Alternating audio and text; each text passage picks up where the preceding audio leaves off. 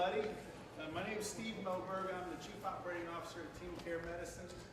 And I'm here today in the stead of Dr. Peter Anderson, who is unable to be with us due to a family issue that he's dealing with. So he sent me along to give his presentation, which I've never done before. I'm usually the guy out on the table, meeting people, and getting names and phone numbers while he's doing the speaking. So I'm a little bit out of my normal comfort zone here. But I'm going to do my best to tell you a little bit about Dr. Anderson's story and how he transformed not only his practice but his personal life as well, and then tell you a little bit about the mechanics of the team care medicine model. So metaphorically speaking, this is what Dr. Anderson's once thriving medical practice looked like in 2003. It was shipwrecked. Now, how did it get that way? He started as a sole practitioner in the early 80s. Medicine then was fairly simple, pretty straightforward. His patients were younger. He could see 30 to 35 patients pretty comfortably, go home at a reasonable time at the end of the day, and still have plenty of time for his family and his kids and to enjoy some of the leisure things that he did. But then in the 90s, the managed care started to come up, the HMOs. He joined a hospital system in the mid-90s, and it just seemed like medicine started getting more complex. There were many more medications to choose from, and many more treatment plans that he could choose from. His patients were beginning to age, so they were becoming more complex. And finally, and then the documentation.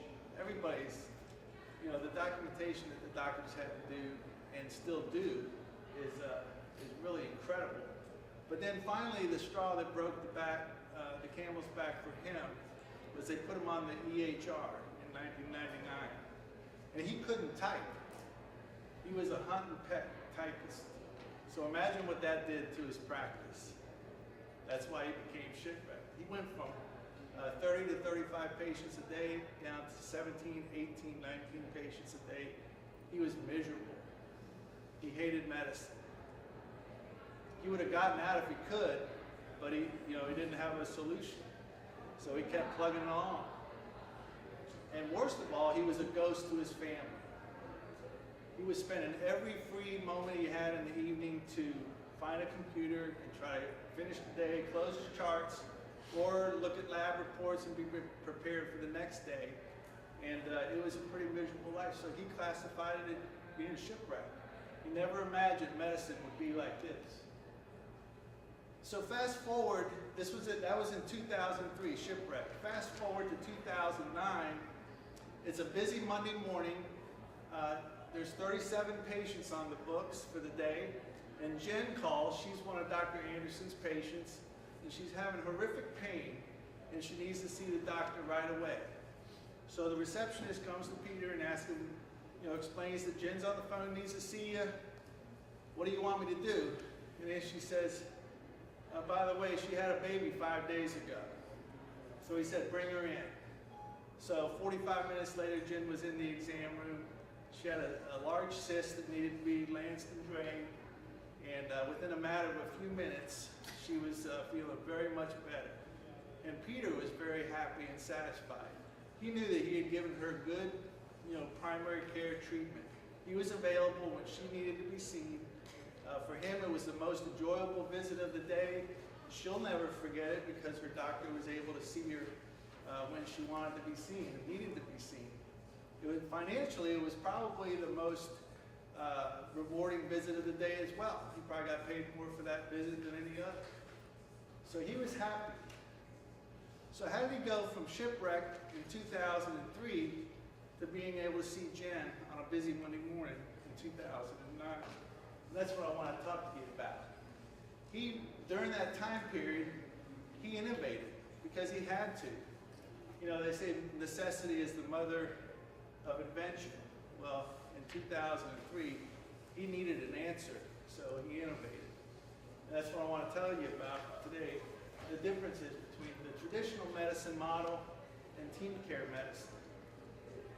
So back then, in the early 80s, when medicine wasn't quite as complex, there wasn't as much documentation to do, the nurse or the MA would room the patient, collect a few vitals, and then turn the visit over to the doctor. And they could pretty easily handle it in 10 to 15 minutes and get in and out of that exam room and do a good job, get the documentation done and so forth. But now in 2018, the visits are so much more complex. There's so much more documentation to do, it's really impossible. We find doctors all over the country that are burning out significantly because they can't handle all the work that's required of them inside the exam room. The traditional medicine model of the doctor doing everything inside the exam room is outdated. It's an outdated delivery process. 70% of the work that's done inside the exam room is work that the provider doesn't have to do. Someone else can do it. The physician's time and expertise and all their training is being wasted. They didn't go to medical school to be a data entry person or to do documentation in the EHR. That's not what they went to school for. That's not what they wanted to do. It's not their dream of being a doctor. This model has been essentially unchanged for the last 100 years. Innovation is long overdue, and that's what we're going around the country, training and launching doctors, utilizing the team care medicine model. That's the only reason why primary care isn't thriving as a financially viable business, is a lack of innovation. And there you go. The lack of innovation is the problem, not primary care itself. Primary care still works and should be the centerpiece for any patient's care, regardless of what it is. A primary care doctor should be the one that's directing care for any given patient. So I want to tell you a little bit about the team care medicine model. We talked a lot today so far about care teams, and really that's putting other people around the physician, but it's outside of the exam room. It's a behavioralist, a nutritionist, a pharmacologist, etc. Those people aren't in the exam room themselves. But in the team care medicine model, Dr. Anderson brought in clinical assistant help into the exam room to help him execute the patient visit. He was always jealous that surgeons, why do they get help inside the operating room, their field of service or where they do their work, to maximize their efficiency? Why can't primary care doctors get help in their field of work? And so it bothered him bad enough that he started to make the change. So the nurse, a team care assistant is really the centerpiece of the TCM or the team care medicine model. And it's usually an MA or nurse that has been trained by the team care medicine folks. That's what we do now. We go around the country training and launching doctors and their teams utilizing the team care medicine model. So what does the TCA do? They take all the non-provider work off the plate of the provider. They do everything. I told you a couple minutes ago that 70% of the work that's done during a patient visit is work that doesn't have to be done by the provider. So the TCA is in there to do all that non-provider work for them. We get them off the EHR, almost 100%. Our goal when we train and launch new teams is the doctor won't ever sit down at the EHR. That wasn't what they went to medical school for. They assist the provider in managing patient expectations. Those tough patients that come in with 10 items on their list and they want the doctor to handle all of them, the TCA can help adjust those expectations.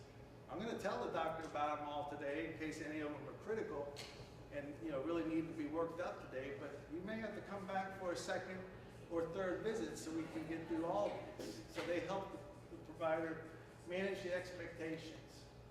They maximize the efficiency of the provider. That's really what they do. And the provider is the most expensive resource. The provider is the most expensive resource in the clinic. So why not maximize their productivity? That's what we do. They allow the provider to, again, focus solely on the patient. And finally, they reinforce the care plan of the provider and provide patient education. So let me show you the mechanics of how this works, so don't run out of time. It's really important. So this is the visit flow of the team care medicine model. The TCA in step number 1, they come in, they room the patient, they collect a little bit of information, do a couple vitals, what have you, set the expectations, and then they go into a preliminary data collection mode where they're gathering all the patient's preliminary medical information. And that includes, medication reconciliation, updating social history, family history, surgical. Have you seen any other physicians since you were last at the clinic? They go back and look at the last 2 care plans of the provider and ask the provider or the patient, were you able to be compliant with the plan that the provider had for you? And so they build this 360-degree view of the patient. And the key is we also have now over 350 symptom disease question sets that the TCA uses to ask some specific questions about the chief complaint. Why are you here today? And they collect that information. Usually those questions are all the same for a particular thing. If you come in for shoulder pain, most doctors are going to ask the same 8 or 10 questions. And the answers are as varied as the patient's, but it's usually the same questions that are being asked. So that's what they're doing. They're also collecting information. It's preliminary about the chief complaint. So when they're ready, when they've collected all that information, they notify the physician. He comes into the exam room in step number 3. That's the dark blue line. So now the TCA and the provider are in the exam room, and the TCA presents the patient verbally in front of the patient so that the patient can add, change, or delete any information if they need to. Once they're finished, and oh, by the way, so when they're collecting the data, that can take anywhere from 5 to 15 minutes. And they present that information in 2 to 4 minutes. So right off the bat, the provider saves 10 minutes per visit, pretty much, give or take a little bit.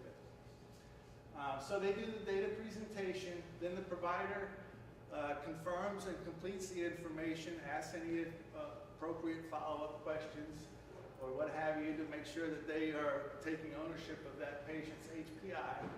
And then the doctor goes in to do any physical exams that they need to do. They develop their diagnosis and their treatment plan. And they explain the treatment plan to the patient, and then the provider leaves the exam room. And it leaves the TCA to finish up executing the orders and then reviewing the care plan one more time with the patient, answering any final questions at the end of the visit, like, where's the nearest pharmacy, or how do I lose the 10 pounds that you want me to lose? All the questions that the doctors hate to get at the end of the visit, the team care assistant takes care of those for them. So that's the visit. The provider comes in, they get their oral presentation, they do their physical exam, they develop their diagnosis, their treatment plan, they explain it, and they're out the room. And the reason this opens up access so much better for the provider and makes them so much more productive is they do that all day long. So this diagram is just showing the same thing I just went over with you on one visit, where the provider comes in, they get their verbal presentation, and then they make their diagnosis and treatment plan, explain it. Then they're out the door, they go into room number 2, where TCA number 2 has got that patient queued up and ready to go. So they hear the same thing again, they do the same thing here. They leave that room, and while they were in room 2 with patient 2, TCA number 1 finished up patient number 1 and went on to patient 3 and has them queued up, ready to go. So the provider comes out of exam room number 2, goes back to exam room number 1, and they hit patient 3. And so they do that all day long. That's the team care medicine model. And one last slide. This opens timely patient access. It gives the patient medical care from a familiar physician. It improves the quality of care because the providers are able to slow down a little bit, focus on the patient instead of having to be worried about where do I go in the EHR to put in the next bit of information or what have you. It resolves burnout. This stops burnout because the charts are complete at the end of the visit, minus one last review by the provider, either at the end of the morning or the end of the afternoon.